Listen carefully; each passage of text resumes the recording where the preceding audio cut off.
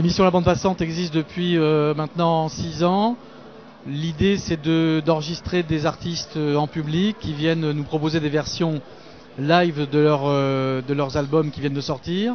Les concerts se déroulent dans 3 salles parisiennes, ici à la Bellevilloise où nous nous trouvons, à la Flèche d'Or dans le 20e arrondissement également, et puis au Triptyque dans le 2e arrondissement, rue Montmartre.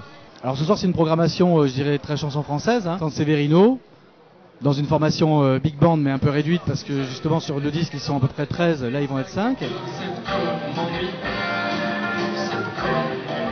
On reçoit quand même des artistes autoproduits qui n'ont pas signé dans des maisons de disques, et donc notre mission c'est un peu d'ouvrir l'antenne à ces artistes-là, de se faire connaître non seulement au public de la salle, mais aux professionnels qui vont faire le déplacement et puis aux auditeurs, donc leur proposer une fenêtre avant qu'ils soient signés. Donc l'idée c'est vraiment qu'il y ait un contact entre public et artistes, qu'il y ait une connivence, qu'il se passe quand même quelque chose pendant qu'on fait les entrevues avec eux.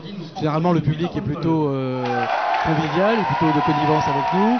Et ils essaient de bien jouer le jeu, et en général on passe un bon moment. On a décidé d'aller voir des salles parisiennes, leur dire voilà, nous l'idée c'est qu'en échange du prêt de votre salle, elle est citée à l'antenne, on vous amène du monde, on vous apporte également une image, la salle joue le jeu, et nous en retour on leur offre une visibilité sur l'antenne et puis vis-à-vis du public. Le public peut vraiment toucher l'artiste et le voir comme s'il était pratiquement chez lui, quoi. Ce sont des salles qui font 400-500 personnes maximum.